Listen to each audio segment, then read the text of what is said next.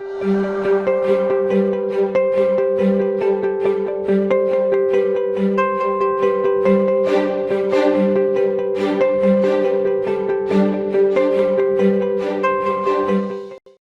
are a gift, and they have had the advantage of seeing the world longer and understanding people better.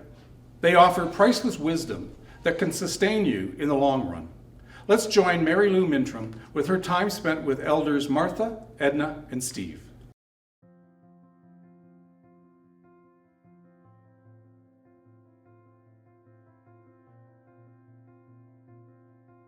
Hello, my name is Mary Lou Mintram, and today I bring you greetings from Toronto, the traditional territory of many nations, including the Mississauga of the Credit, the Anishinaabe, the Chippewa, the Haudenosaunee, and the Wendat people. This has become my home fire away from home, which is Nistriassic Cree Nation and Treaty 5 territory. I'm Nithiwin, and today I get the honor and privilege to spend some time with 3 survivors who are thriving in our communities. Our first guest is Martha, and later we will be joining and connecting with Edna Buffalo and as well as Steve Wood. So thank you for tuning in and welcome, Martha. Yeah, thank you very much. My name is Martha Greig, and I was a former student at Churchill Vocational Center in Churchill, Manitoba. So why don't you tell me a little bit about yourself? Well, I'm a former residential school student in Churchill, Manitoba, and I am married, and I have 3 children and 13 grandchildren and 7 great-grandchildren. I'm retired now, but I'm still very busy. I'm a lay reader at the church. So because we don't have a full-time minister since our minister passed away, I've been doing that, but as I said to you, I'm just on my way home from my vacation. So it was really good. And I'm also a midwife. Mm-hmm. And in my work, I've had all kinds of jobs, mostly in the health and social sector. And I was also a health coordinator for Inuit Women of Canada, Tuti. Then I became their vice president and then their president. Then I started working with former residential school students back home, but I am now retired.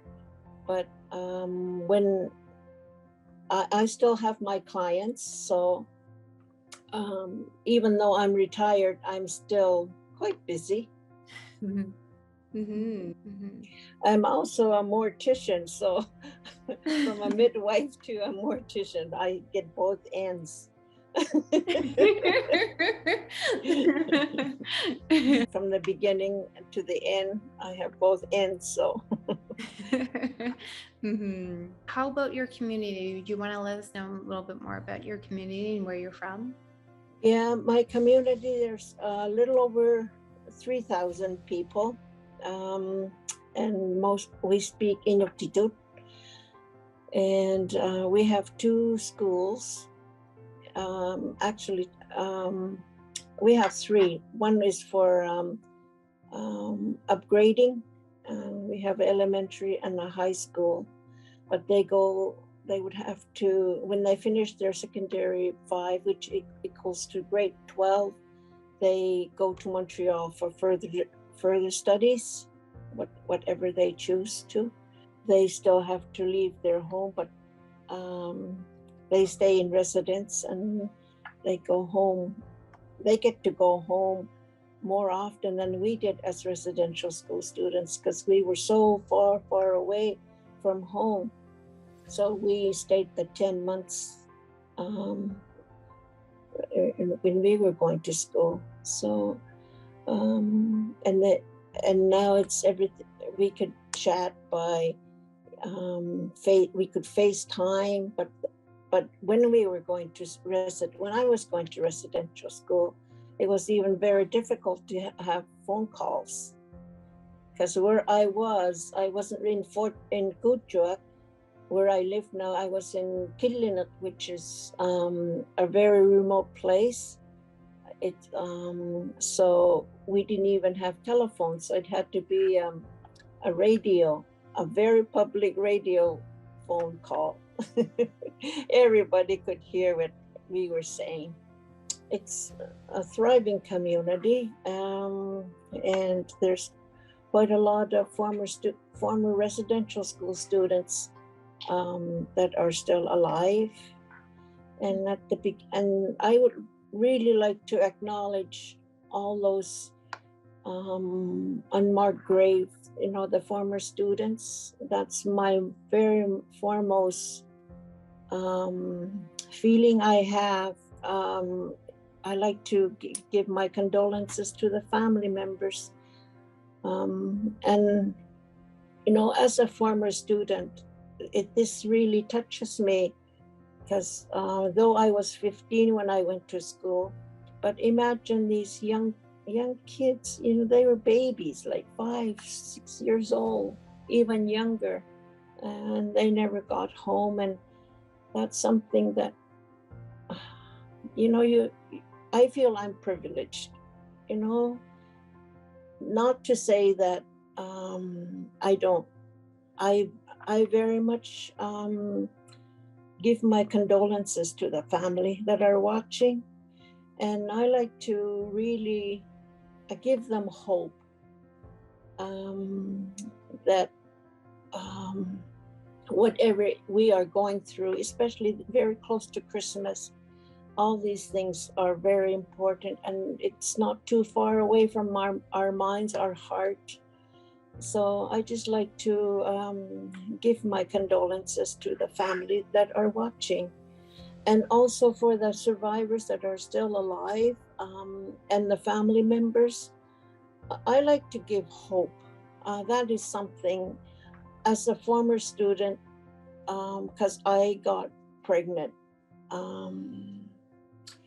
And when I got home, I went to Kuujjuaq, where I live now, before I went to Port Burwell, Killinut, where my parents were. And because my grandmother was a midwife, and one look at me when I arrived, and she asked me, "Are you carrying?" And I said yes, and I explained what had happened.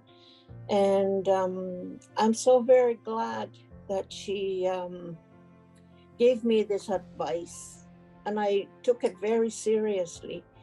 And she says, whatever wrong things have been done to us, it is very important that we forgive, especially as women. And I was carrying an unborn child. If I want my child to have to become a healthy person, it is really better for me in the long run to forgive. Though you won't forget, but it's better to forgive what has been done to you. And that really helped me thrive, I think. And my faith was very strong, because my grandmother really kept us in faith, to have our faith very strong. And that is what saved me, I think. I really feel that is what saved me. That makes me who I am today. That even though there's terrible things that had happened while I was going to school, away from home, but the things that I went through and overcome those issues, I became, I think, a better counselor, because I can understand. It made me understand how one should want to be treated. When I was going through that situation, I really didn't have anybody to turn to.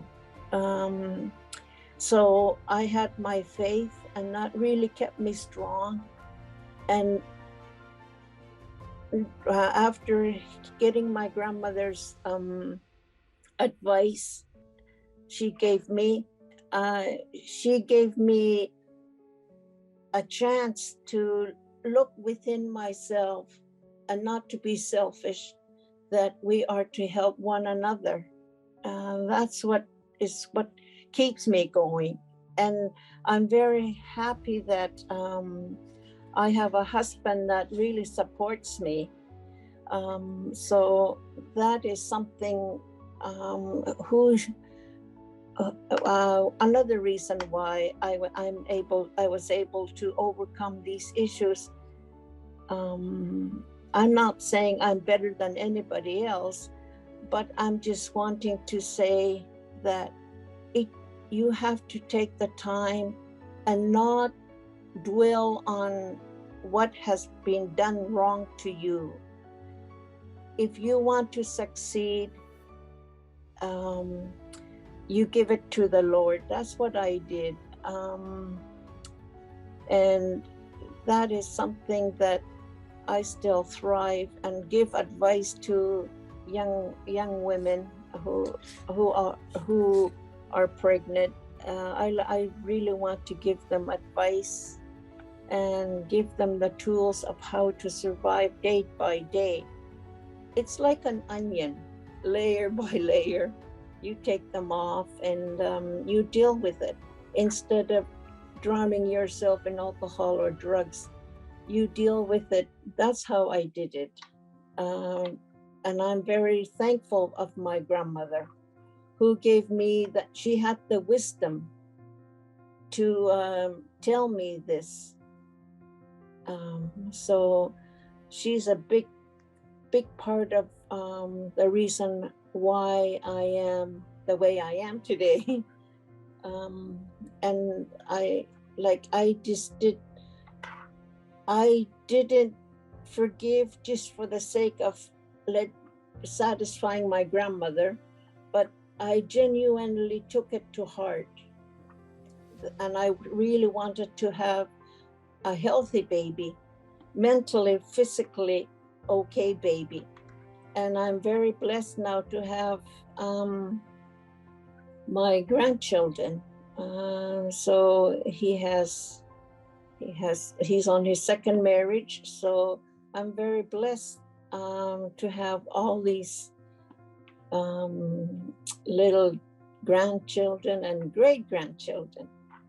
So that's just the advice I like to give to people. And I'd like to wish them a very Merry Christmas and a safe one. So I just like to hug everybody. Though it's very hard to do it at this time of the COVID season. But thinking of, since we're going to be celebrating Christmas, I like to very genuinely wish everybody a very Merry Christmas and a prosperous New Year, and stay safe and move forward, because when we walk, we go forward, we don't go backwards. What has been done in behind us is behind us, but we still have to just deal with it one by one, like an onion, layer by layer. And it takes a long time sometimes. And with the grief, it takes so much time. There's no time limit, but the more you dwell on this poor me attitude, it dwells longer. So it's like I jump forward faster. Thank goodness to my grandmother, who took the time to talk to me about life and how we should be, to not be conceited, but to always think of others before ourselves. And even though you may not be treated the way you want to be treated, but you give your very best, and that is the best thing you can be to yourself and for others. especially when you start work at having been a former residential school student and then start working with students from different nations, like not just Inuit people. It's a very humbling and very rewarding, and it gives me hope that yes, some of them have a long way to work on themselves, but if taking it day by day, and if we're able to survive one more day, then it gets better. It does get better, though some may not always agree, but as a survivor myself, I can say it does get better with the good support you can have. So that is something that I am very fortunate. I have a big family, and I have a husband who loves me unconditionally. I don't have to prove anything to him. Likewise, he doesn't have to prove to me. We just have this, we're soulmates. Let's put it this way. And he gets me when I'm starting to feel a little burnt out, right? He knows when to take me out of the community. Because that's one thing I have a hard time is to say no. And I'm learning that slowly. So, yeah. How long have you been married? It'll be 50 years come February 12th. Oh, wow. That's Yeah. amazing. Yeah. That's awesome. Yeah. So that is my message for my fellow former students and to all the families that are watching.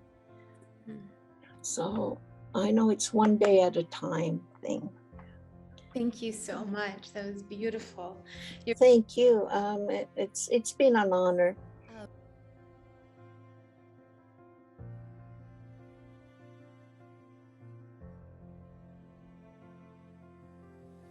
So thank you so much for joining me this afternoon and taking some time to share. Before we get started, I was wondering if you can let me know where you're from. Okay. I'm from, I guess, the Treaty 6 area. I'm from Alexis Nakota Sioux Nation. Thank you so much for joining us with this particular special online virtual gathering. It's about Thrivers, our survivors who are thriving. And I was wondering if you can share a little bit more about your journey and. Okay. So my childhood, I grew up, the majority of my life, I grew up in care, children's services. I guess my brother and I, we were part of the 60s scoop. I didn't learn that until recently. So we were in care for a long period of time before we were given back to our mother. So I got pregnant very young. At 14 years of age, I got pregnant. And then I went back into care again. And then I believe it was 13 or 14 days after I turned 15 that I gave birth to my first child. So, we struggled.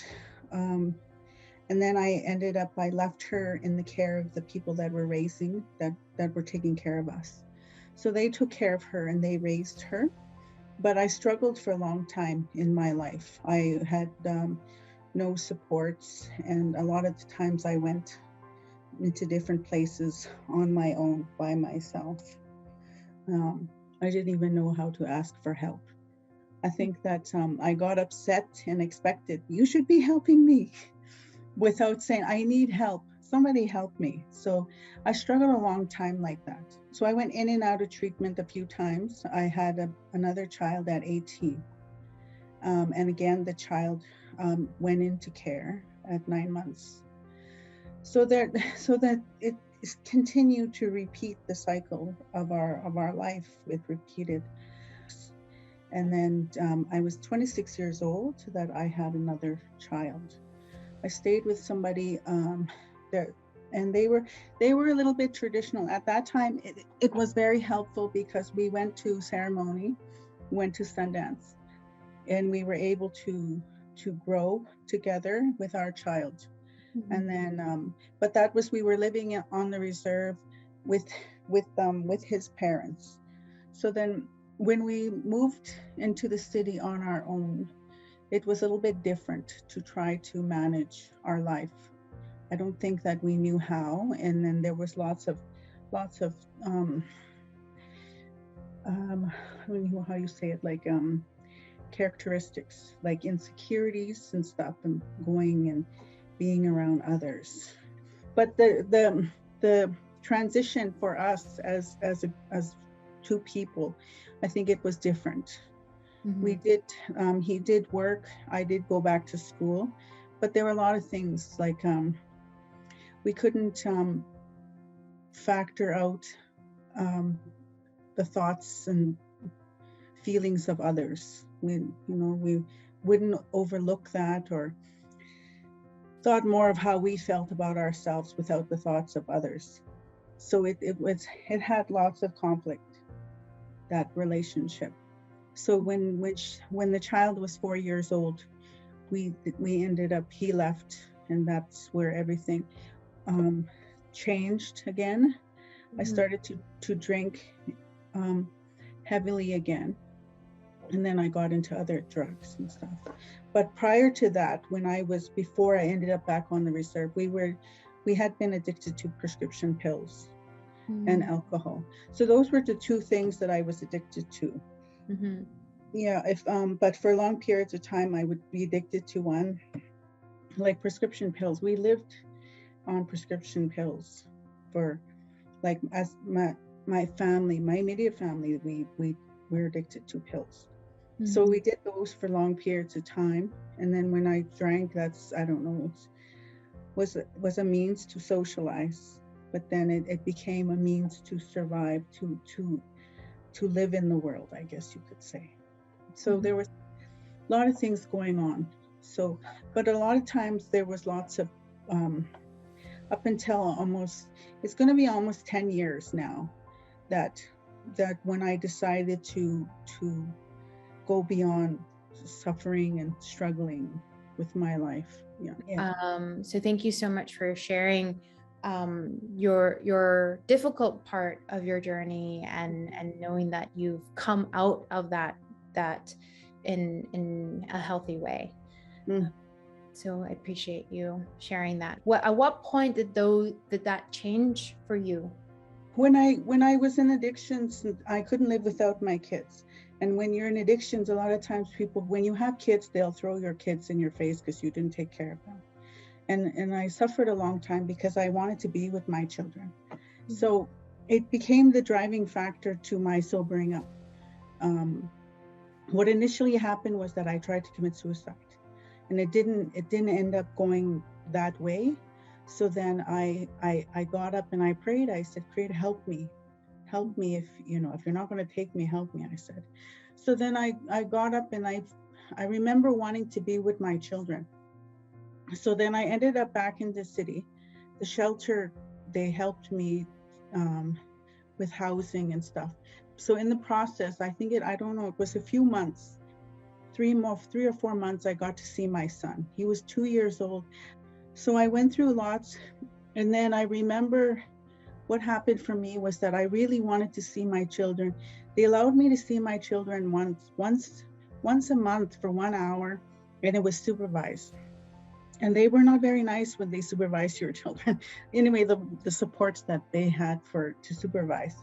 So Christmas was coming, and then in November, I decided that I was gonna go to the courthouse to get my children. I wanted to have more visits because I was early in recovery, and I didn't want to go through Christmas without seeing my children. So what was happening, the schedule for visitation was at the beginning of December, and then I wasn't going to see them until January of the next year. So then I went to the courthouse and asked them, I need to see my children. I want to see my children. So what happened was that they gave me documents, and at that time I didn't realize. But when I went to go to Children's Services, they acknowledged that I am serving them. They told me no one has ever served us. And then I realized that we are all human beings, that we all deserve some sort of dignity. So when I give it to them, yes, it's starting to have more of an impact now in my life, because at that time I didn't realize that it was a big deal. Like, you're taking something such as child welfare to court. So what happened is that child welfare didn't do their paperwork properly. So then I was able to see my children. I was able to see them 2 days before Christmas, and it was unsupervised. So then I made lots of effort for my children. And then I remember when my children came home, they came home in I had 2 children that were in care, and they were permanent wards. Like, that's when it's permanent, they call it PGO, and that means that you're at the point of no return. Like, but what happened was that there was hope, because you had to go 2 years, and that after 2 years they'll know that you are stable and that you mean business, I guess, that you're going to take care of your children. So that's what happened. So my children came back in August, and I was able to send them to school. And then 2 years it worked. I had we had child welfare status still. 3.5 years that child welfare then rescinded, or since the moment that I first contacted them to get my children back, it was over 3 years. So I made the commitment to do that for us. And then that's when things had started, that I had felt like I was worth this. And because a lot of times when you're in addictions and stuff, you don't feel like you have any worth. Like, there's no hope. So you had to find it. I had to find it within myself to pull myself through these things. Because a lot of times my mind, and a lot of people that have addictions, their mind goes through things where I don't deserve it anyway, so might as well just never. They don't give themselves a chance. So I had to really pull myself through that. And for my first year of sobriety, I had sobered. I had celebrated with my counselor and his coworkers, and they asked me, how did you do this? How were you able to do this? But it was the Creator that helped me walk through this. I can't say pull me through it. I think it might have been push, pull, or drag that first year. And that's when I was a counselor, I used to say that, push, pull, or drag yourself through that first year. Try not to react, because we go through a part of our life where we just react. We need to say something, to hear ourselves say something, but we learn to move through that after the first year. So it was that first year. That's really good advice. Like, push through the noise. And usually the noise is from yourself, eh? Like from those feelings of insecurities and doubt and fear, and it gets overwhelming and can be daunting, but push through it, right? So I thank you so much for even sharing that information, because if you push through, like, there's big rewards on the other end. So yes. So that the year that I graduated, I had also had a son. So when I sobered up, my children are no longer PGO, and then they started to get older. So then my husband and I'm really grateful that he came along with me to have more children. You know, like, people my age, like their grandparents say they'll babysit and give their children back. But I'm really grateful my husband, he decided, like, he and I would have more children. So we have a 3-year-old and a 6-year-old as well, along with my other children. Yeah. So when the children came home, I went into the social work program. Went into the Indigenous diploma program, social work diploma program, because what attracted me about the social work was self-care. And self-care, I don't know why it only dawned on that time, but self-care meant that you would continue to be looking at yourself for all the days of your life, continuing to see, improve, and better yourself. So that's why I went into because of the self-care. So I have to look after myself and see, because I had suffered with resentments and envy. So until I moved through that, I was able to, if I wanted something out of life or anything, I had to work toward getting it. And a lot of times the self-doubt, when I used to go to school and I used to think something I didn't like or I couldn't do something, I would just give up. I would just stop right there, and then I went back to my addiction or whatever it is, like to feel poor and to pity myself, I guess. Mm-hmm. So, and then after some years, I was in that program, and then I had a job. It took me 2 years to find a job, but I learned that doing a diploma program, that meant like you were frontline staff. You would get the hours of work that nobody else wanted. Yeah. So then I started to apply for the Indigenous Bachelor's Program. So then, to my surprise, again, I got into that program, and I was very blown away. But at the same time, I was really grateful. Mm-hmm. But what I found out was that in that first year of that program, my closest favorite uncle had passed away. And then in that, because my uncle used to be a social worker on the reserve as well. Yeah. So then I thought to myself that there was, even my mind had played that game where I should just never mind, or whatever, you can't be this is not, you're not good enough, these kind of things.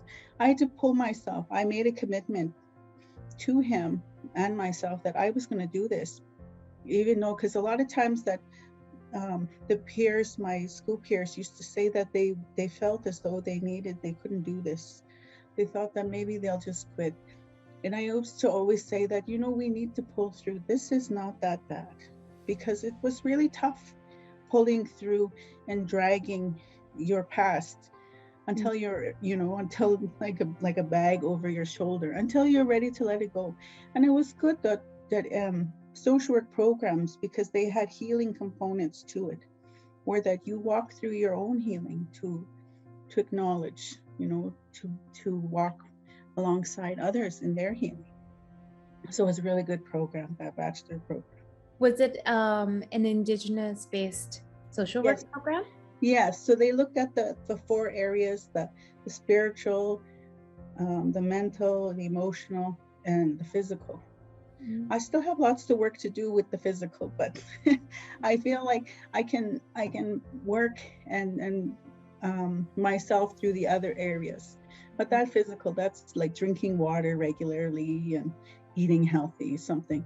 Exercise too is a big deal, but needs some discipline. Wow, yeah, absolutely. Me too. Yeah. It's really important to do that holistic healing of balance and finding time for every section to walk in a healthy and a good way. Mm-hmm. Yeah, because they were saying that they were teaching us that there are areas, like if you suffered some areas, there is some emotional or mental component to that suffering, and why. So it's lots of practice, lots of discipline. Yes, lots of discipline, a lot of pushing yourself and motivating, and that's amazing. Thank you so much for sharing us with your journey, and even just listening to you from being in the child welfare system, and then also seeing your children, but pushing yourself and motivating yourself to do better and to do good, and getting treatment and help and not giving up. I think that's important. And the words that you shared about that journey and how hard it is, but still having that tenacity, right? Of like, okay, I'm going to do this, not just for me, but for my children. And then going to school, getting your diploma, and then going to university to make a difference in that system that you know too well. So I think that's amazing. That's a great story, and just some of the words that you even shared of how to push through and not give up. I think those are really important lessons. And also the biggest one, even for me, is self-care. and that Mhm. holistic way of looking at self-care. You know, a lot of people say, well, self-care is, you know, going for massages or like what, but it's different for every person, eh? Yeah. And I like how you broke it down into looking at it as a holistic way of healing and self-care. So appreciate that.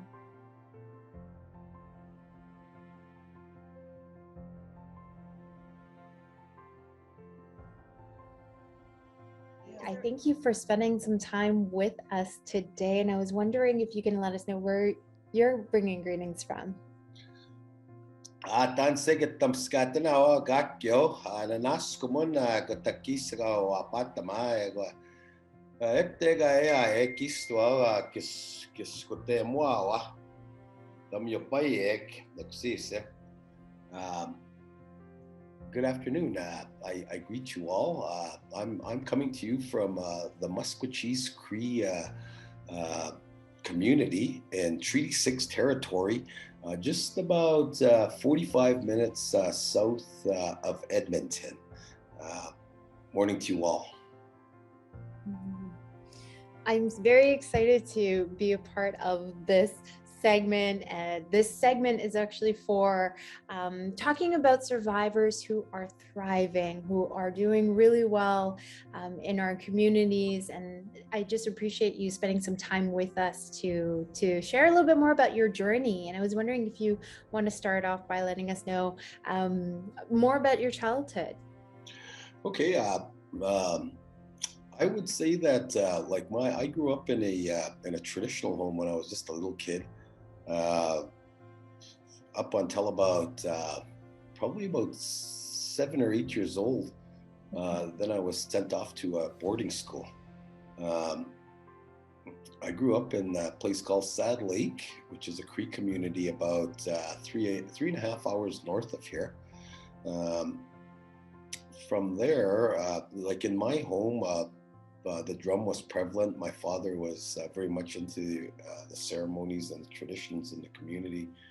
And then we had a stint where my father had a little bit of a bout with alcoholism, and there was like a part where myself and my siblings were scooped up by child welfare, and then my mother fought for us to get us back. And then after she got us back, shortly after that, 1, 2, 3, 4, 5, 6, 7 of us were scooped up. There's 9 in my family.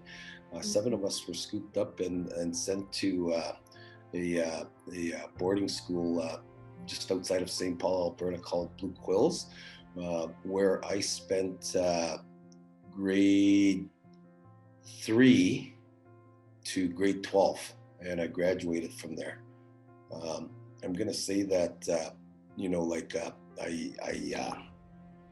I'm one of the fortunate ones, and I'm a bit more resilient than most, I guess, and I'm proven that I'm one of those examples of how resilient our people are for some of the things that we overcome while in our childhoods, and also during our boarding school experience. The boarding school experience, like, there were a lot of negatives, but there were some positives too. I would say that, like I said, I'm one of the people that are resilient. I'm going to say that there was a number of people who were quite touched by trauma from boarding school. I think we all were, but a lot of people that affected their life in a negative way, and it still probably traumatizes not just them, but everyone that had a stint in boarding school through the memories that we have. Today, I'm doing okay. I shared some of those stories on a previous segment with the National Truth and Reconciliation. When I first got out of grade 12, and I was thinking about, like, when I was going to graduate, I was thinking, like, well, what do I do now? And all I did was, I had an older brother named Claude. He's still alive. I have an older brother named Claude who was in boarding school with me and graduated from boarding school as well. And when he graduated, he went to university at the U of A here in Alberta. And I was just thinking, like, I wasn't too sure what I was going to do. So I just applied to several universities and I got accepted at 4 of them. And I chose to go to the University of Saskatchewan in Saskatoon, where I went out to the following summer to look for a place. And it was the furthest I'd ever been from home up until that point in my life. And I went there and I got into the university and I started studying an arts program there. I didn't do too well because I wasn't really immersed in the studies, and that I did manage to pick up the arts degree in that, barely. And then after that, like there was a stint there where I was asked to leave the university, to withdraw for a year because I wasn't doing too well. And I'm going to tell you that when I first went to university, it wasn't cool to be Indian. So like when I'd meet people, they'd ask me, well, what nationality are you? Who are you? Where are you from? And I had grown a bit of a mustache. So I'd always ask them to guess. And they'd always guess like Spanish or something like that. Never First Nations or Cree. And I think I was just kind of like probably hiding my identity a bit. For whatever reason, probably having a little bit of a stigma from boarding school, etc. The things that were taught to us. When I got asked to leave, I went back to my community and I got back immersed in what my father had taught us about ceremony. And I started picking up the drum again and singing with people. And in 1982, my 2 brothers and I formed a group called Northern Cree. And well, we never knew that it was going to do what it's done today. The spirit just took off on its own and it took us to places we never even dreamed of, which was amazing.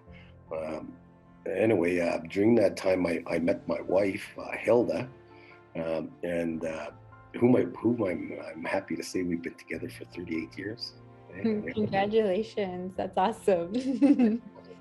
And she was a big supporter of mine. And during that time, I reapplied to the University of Alberta, and I went back into education, and I got a degree in education.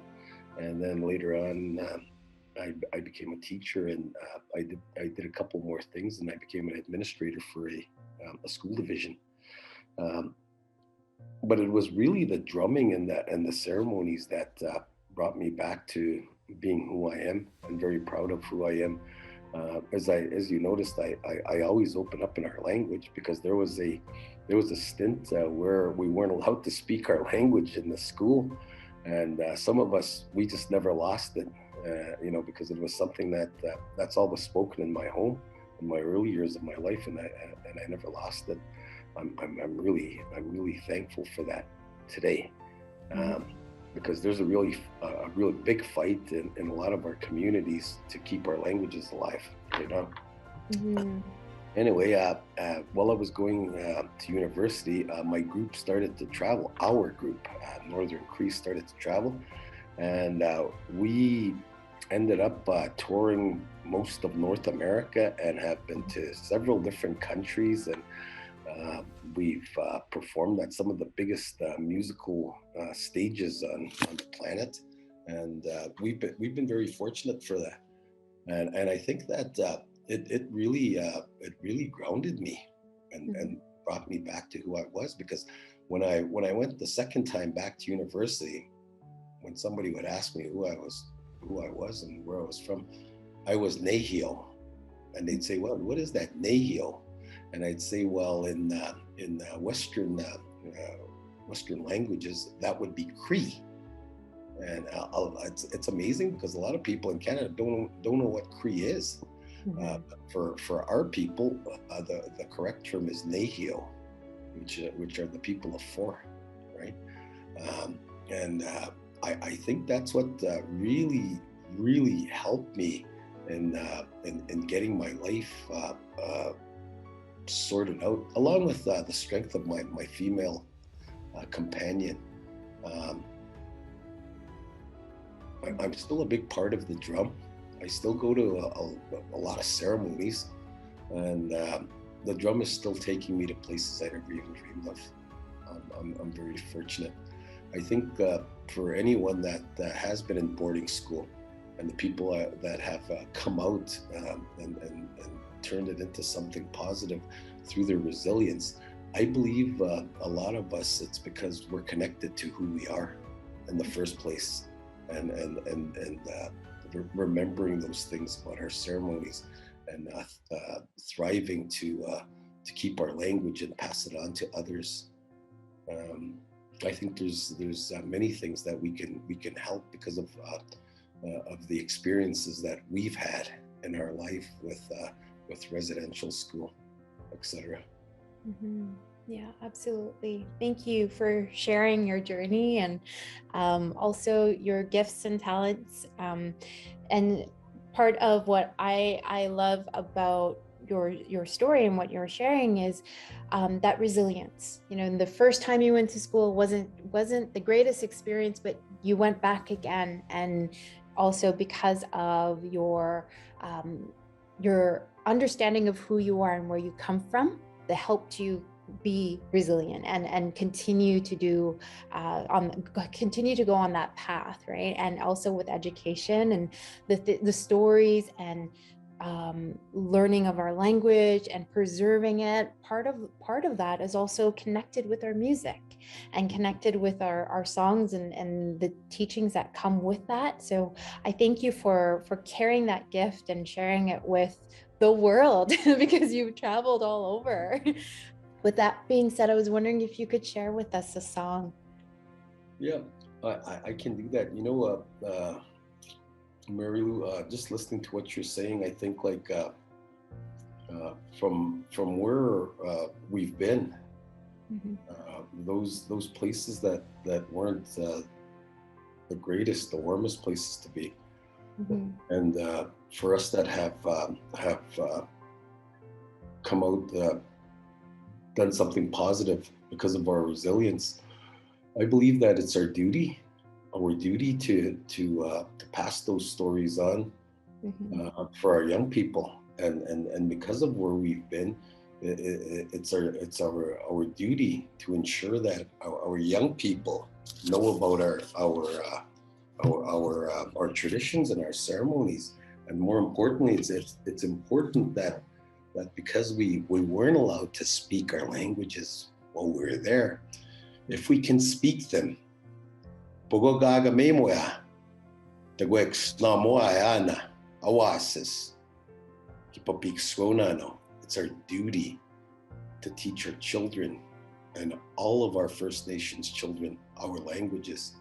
Mm-hmm. I mean, considering what we were through and what at the time when we weren't allowed to speak our languages, those things are important. But of this, I would like to sing you a song that is very special to me, and I'll tell you why in a bit.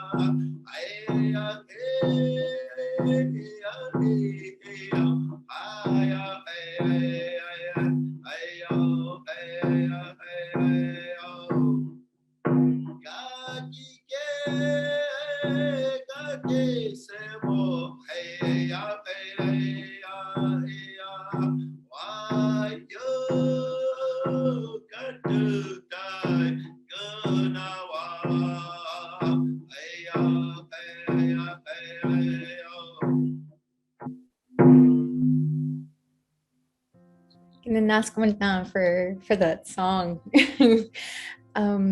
You were going to share more about the origin of the song and why you chose this song. And I chose it because in the school, we used to have to go down in the morning and get on our knees. And then before supper, we'd all have to go to the chapel and get on our knees again.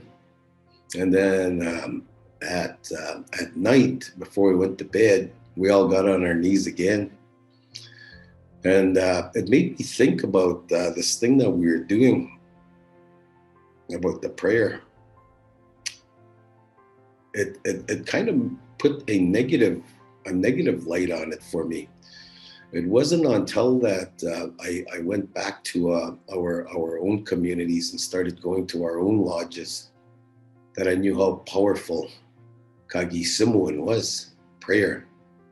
And that song just made a lot of sense to me, that it was appropriate for this, because everything that we've been through, it isn't what we do is not religion, it's spirituality. And that spirituality, he was right, it can take you a long ways. I'm not a religious man by no means, but I believe in a lot of our ceremonies and our own spirituality as well. And he was 100% in it, for sure. Mm-hmm. Thank you. Thank you for taking some time with us this afternoon and sharing some wonderful teachings, and also your music. That was really wonderful to hear, and even just listening to Nidiwa language. It's refreshing, because I'm from Northern Manitoba, so I don't get to hear it too much here. So I appreciate it. You're in my office right now at the school. It's a professional development day. I teach one class along with being the administrator. I bet you don't know. I bet you can't guess what class I teach, right? Yeah. What do you think? Huh? Is it neither one classes? I teach Nehioewit. And this here, there's I can read and write Zakbaiganak, which are syllabics. I know the stories behind them. I never forgot those two. Do you know, when I first went to boarding school, about the first 3 years, the nuns and the priests were still there. Mm-hmm. And after that, in the summertime, there was a sit-in by First Nations people. A lot of them came, and they were sitting all over the hallways and whatnot, and they took over that school. Later on, the staffing changed slowly, and our supervisors changed. There was we first had non-native supervisors, and then about 3-4 years later, we had our first native supervisors. And the one guy, his name was late Dave McGillivray. He was the first, one of the first native supervisors there, and he brought a drum to the school. It was most awesome. He brought a drum to the school, and when he asked boys to sit in, I gravitated with them too. And then after that, we would sing almost every other night at the school, which was pretty darn cool. And then they brought in a Cree language teacher. Her name was late Emily Hunter, and she developed the Cree language program, or helped develop the Cree language program at the University of Alberta. And that's who I learned my syllabics writings from. I'm grateful for that. So I'm passing it on to our kids now. Okay? Mm-hmm. That's amazing. That's so great. And in our community, we have language, like living off the land, and so the elders would take some of the youth in the classroom and go onto the land and do some traditional teachings, but also all around language and in our ways, and it makes a huge difference And the children love it. They love it and they connect. Because like you say, a lot of people from back home, we still speak our language in the house, in our homes, and we want to connect with our loved ones. So it's important to keep on our ways of knowing, being, and doing. Yeah, you're absolutely right, Mary Lou, because unlike other Canadians uh, on this land, other Canadians, every other Canadian has someplace else to go back to retrieve their language, their culture, or their spirituality. We do not. This is it. This is where we battle to keep our languages alive and to keep our ceremonies and our identity. We have no other place to go get it back. Unlike all other Canadians who, if you're from Asia, of Asian descent, some country in Asia, you have a place to go back and get your language. And to seek out your culture and your identity, as well as all Western Europeans, the same thing, and even some of our brothers who are our colored brothers have a place as well. We First Nations people do not. This is where we were set, and this is where our language originates, right from this land. That's what the elders say. It's right. Our language comes from this land. It doesn't come from anywhere else, and that's why it's so important that we work hard to ensure that our young people pick up our languages and pick up our cultures as well, and our spirituality. Mm-hmm. And that's a great way of even looking at this segment. It's about thriving, and that's how we're thriving, is because of the preservation of our languages, the preservation of our ways, and not taking it away from all those negative things that have been taught or tried to strip away from our people. I think it's because of people like you who are going, okay, I'm going to keep this going, and I'm going to spend and invest my time with the young people to ensure that it is kept alive, kept going, and being preserved, more than just being preserved, because preserved is just keeping it for now, but keeping it for 7 generations ahead. Right? So I thank you for that. Yeah, and we can also move on from being let's say angry about what transpired to many of us. That is not our way. At least that's the elder I work with in the school says everything in balance. And he also says, we can't dwell on all the negatives in the past. We have to pick up the positives and move forward to strengthen our own people. And we have things that within our own cultures that we could share with the rest of the world to make it a whole better place to live. Even with some of the institutions or others who have done harm to our or were negative towards our people, we can teach them things and we can share with them. He says that's the way to go, and I believe that. I believe that for betterment of our people and betterment of the whole world. I think he's got something there. Yeah. No, thank you so much for your time and your words, because even just with what you were saying on how it's like that change of mindset, and then also acknowledging that we all have a part in the circle, and it's not necessarily always going back of, well, what was done before, but also how can we move forward together in that circle, right? So I appreciate that you even took the drum into those places, took our language back into those places, and continuing to share our ways, because that's going to help bridge understanding. It's going to be reconciliation. So it's like taking the time to do those and spending time even just in a Zoom call like this. That type of action is, time commitment, but also the words and the knowledge that you share with us. So I appreciate it.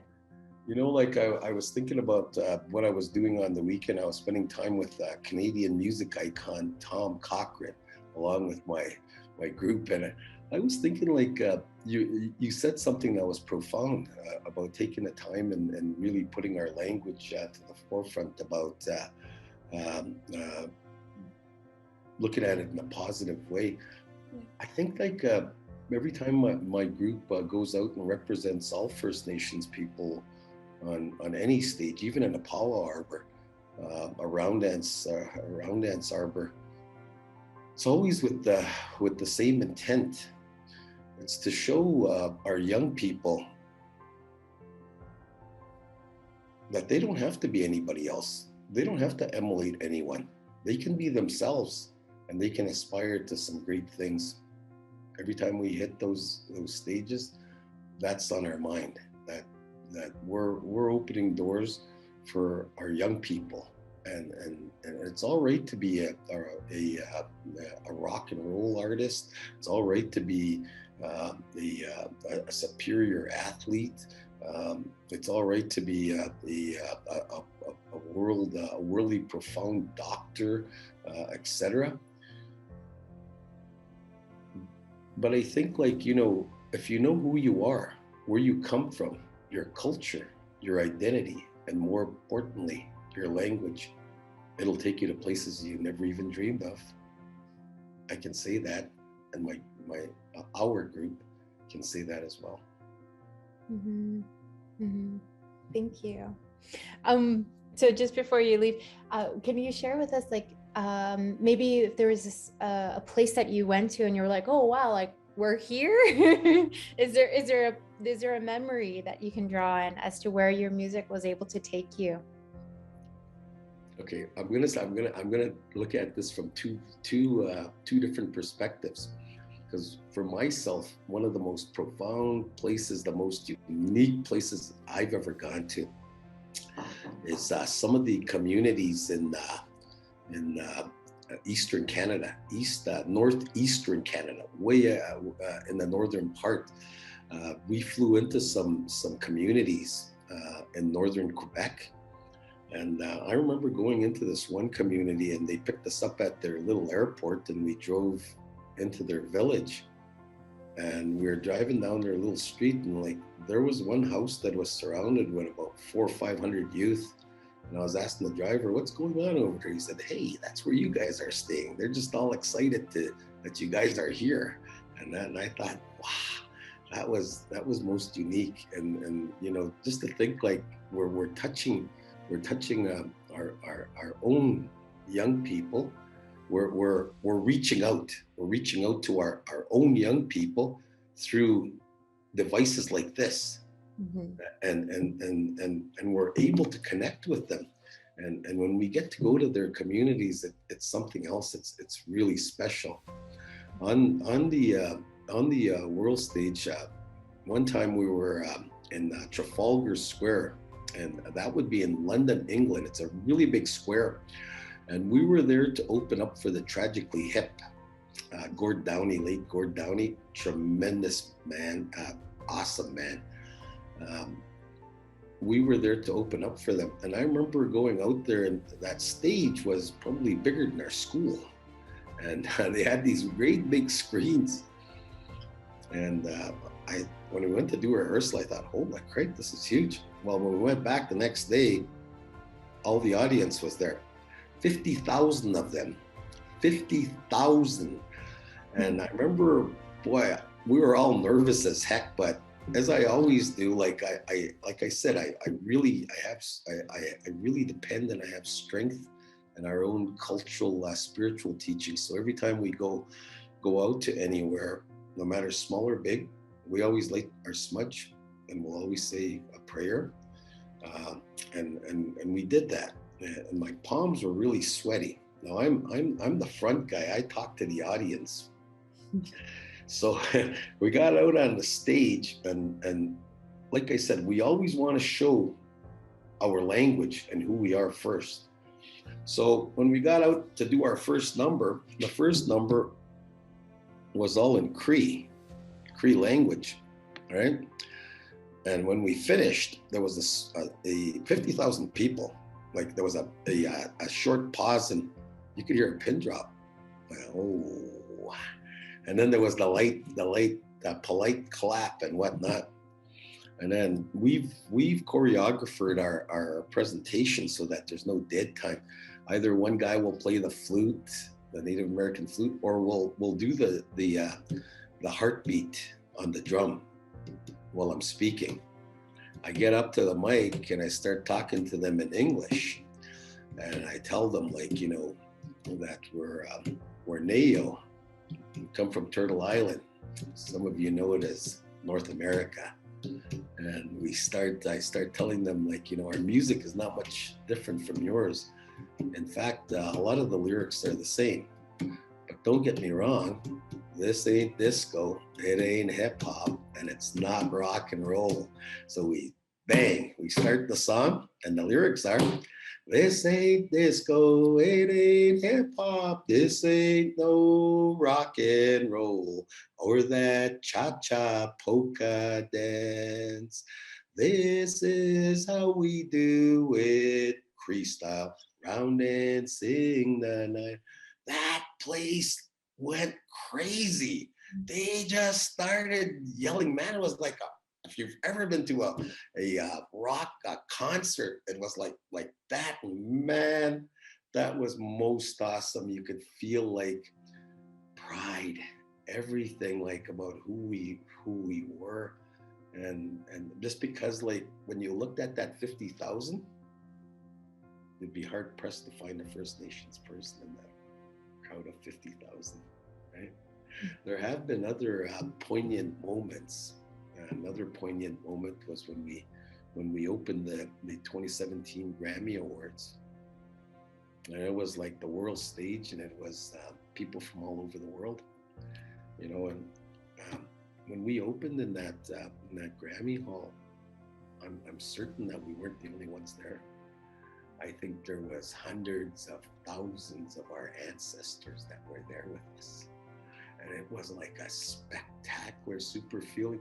I remember that the guys went to the after show.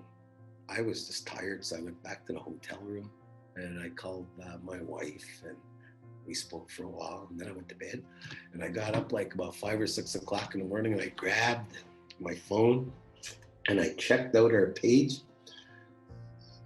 and boom, our page had like 6 million hits just overnight, which was like, wow. And I scrolled through the comments, and this one comment said, I'm standing here with my 86-year-old grandma in front of the screen, and we're holding hands, and we're both crying. Wow. You know, like, you know, it was like, for us to be the vehicle, we were blessed, like, just to be the vehicle to be able to do that for all of our people. Yeah, those are memories that money can't buy. Mm-hmm. Mm-hmm. Yeah. Thank you so much. I love your stories. All of them were about the people and the people that we come in contact with. Even if there are so many people in a crowd, it's that relationship, it's that kinship. I appreciate hearing your stories. So, for having me, I appreciate you allowing me to share some of my stories. That was good. Kakyo nuwagu maganda anak, aya ektegus ko temwawa, mamotawi magaganwim go. To all our relations out there, may the Creator bless you at your home fires. Hi. Yan ang last one now. Hey. Okay. Have a great day. Thank you. Before we end this segment, I would like to say thank you to Martha, Edna, and Steve. I learned a lot during our time together and will take what you shared with me on my journey. Your message of keep going no matter what, to be brave, to be gentle first with yourself, and a person who practices compassion and forgiveness has great inner strength. And your words remind me that a connection is a profound human experience, and to walk in love, leave only ripples of kindness behind you. I like to end this segment with an abundance of gratitude and appreciation to Martha, Edna, and Steve. Your words of encouragement, your wisdom, and the commitment you've given to your communities are appreciated.